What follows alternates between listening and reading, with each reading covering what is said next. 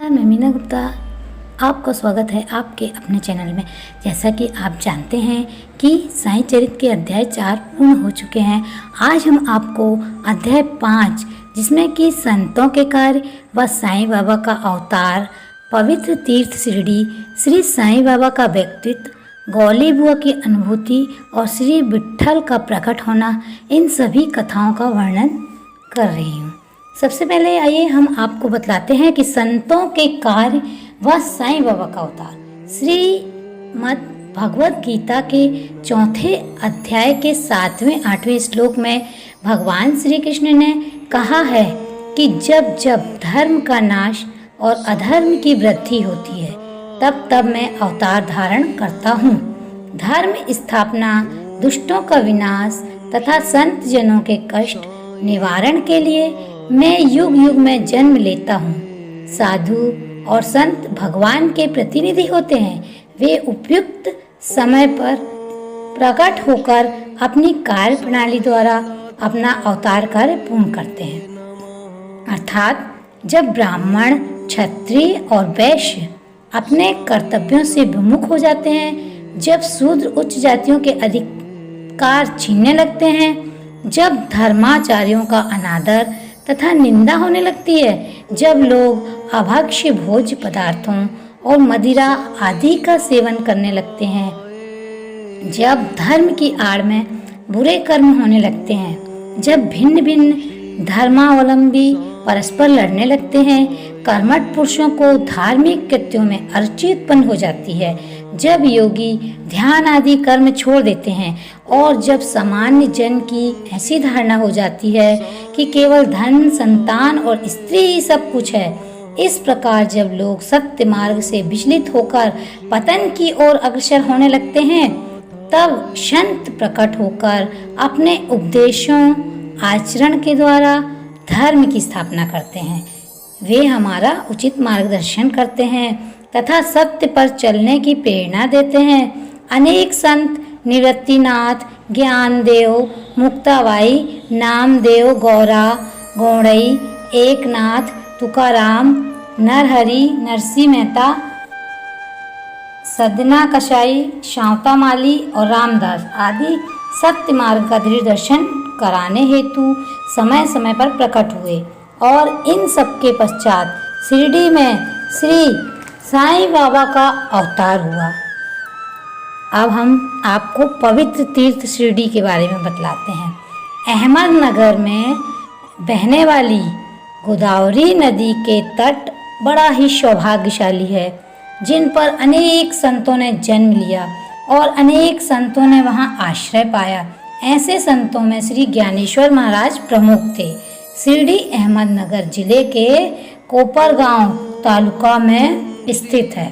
गोदावरी नदी को पार करने के बाद मार्ग सीधा शिरडी ही जाता है।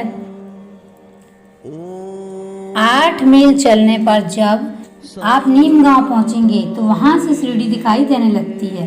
कृष्णा नदी के तट पर अन्य तीर्थ स्थान गाणगापुर, नरसिंहवाड़ी और औदुंबर के समान ही शिरडी भी प्रसिद्ध तीर्थ स्थान है।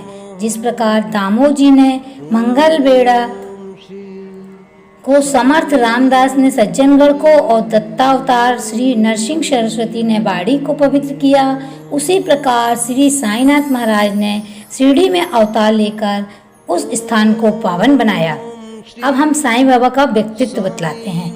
श्री साईं बाबा के सानिध्य के कारण शिरडी का महत्व विशेष बढ़ गया। उन्होंने इस भवसागर पर विजय प्राप्त कर ली थी, जिसे पार करना बड़ा ही कठिन है। शांति उनका आभूषण था और वे साक्षात ज्ञान स्वरूप ही थे। वैष्णव भक्त सदैव वहां शरण पाते थे। दान वीरों में वे राजा कर्ण के समान दानी थे।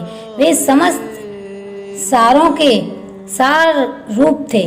सांसारिक पदार्थों में उनकी रुचि नहीं थी। वे सदा आत्म स्वरूप में ही लीन रहते थे। अनित्य वस्तुओं का आकर्षण उन्हें छू भी नहीं पाया था। उनका हृदय शीशे के समान उज्जवल था। उनके श्रीमुख से सदैव अमृत वर्षा ही होती थी। अमीर और गरीब उनके लिए दोनों समान थे।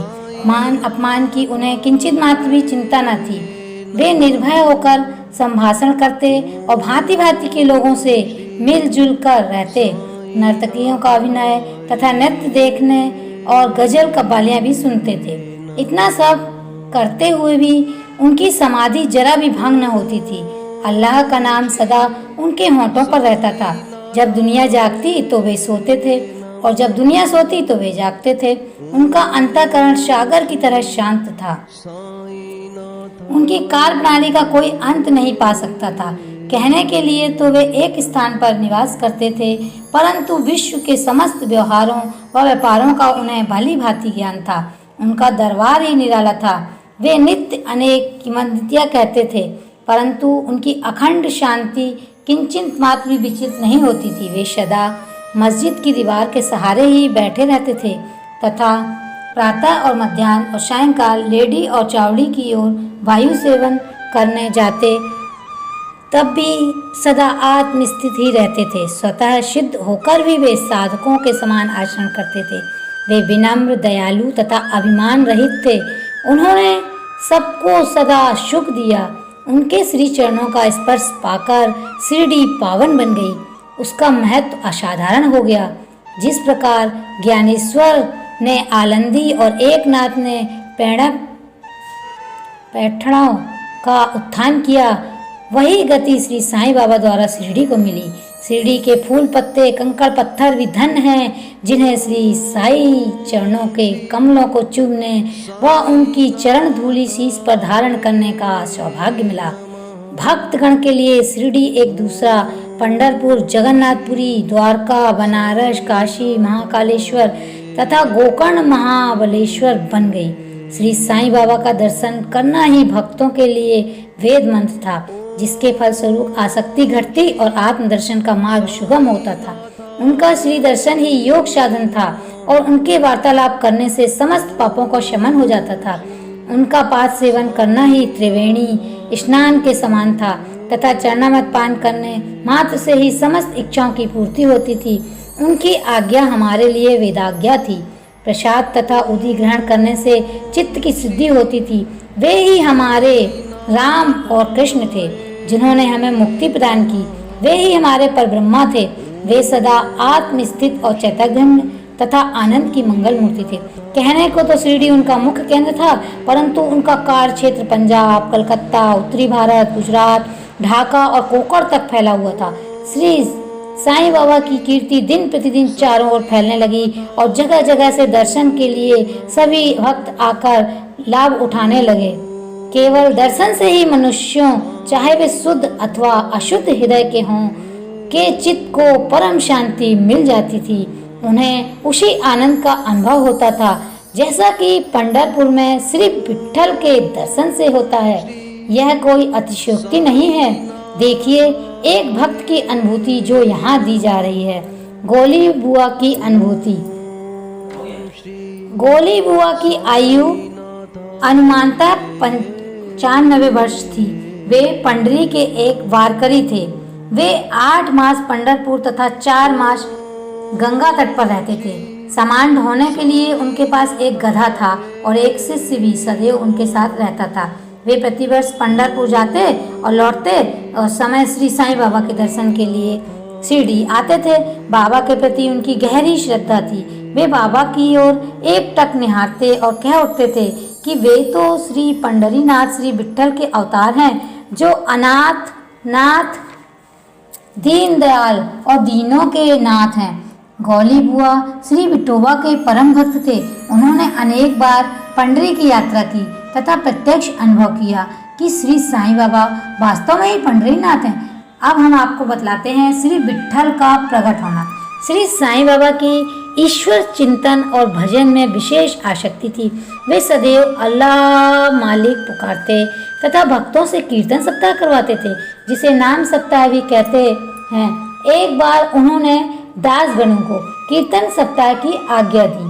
दासगणों ने बाबा से निवेदन किया कि आपकी आज्ञा मुझे शिरोधार्य है, परंतु इस बात का आश्वासन मिलना चाहिए कि सप्ताह के अंत में विट्ठल अवश्य प्रकट होंगे।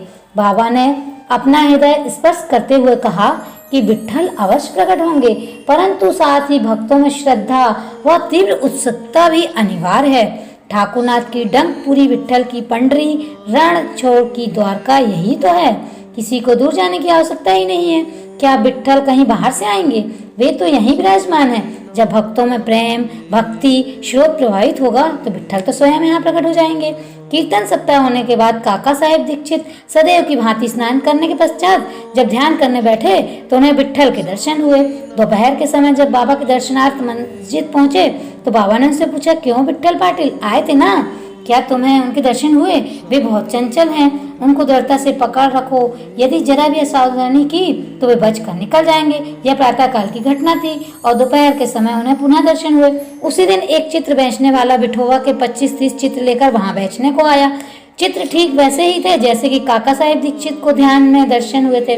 चित्र देखकर और बाबा के शब्दों का स्मरण कर काका साहब को आश्चर्य के साथ बड़ी प्रसन्नता भी हुई। उन्होंने एक चित्र सहर्ष खरीद लिया और उसे अपने देवघर में प्रतिष्ठित कर दिया। ठाणा के रिटायर्ड मामलतदार श्री वी देव ने अपने अनुसंधान से यह प्रमाणित कर दिया कि शिरडी पंढरपुर के अंतर्गत आती है। दक्षिण में पंढरपुर श्री कृष्ण का प्रसिद्ध स्थान है, अतः शिरडी ही द्वारका है। द्वारका की एक और व्याख्या सुनने में आई है जो कि के नारायण अय्यर द्वारा लिखित भारतवर्ष का स्थायी इतिहास में स्कंद पुराण से उद्धृत की गई है।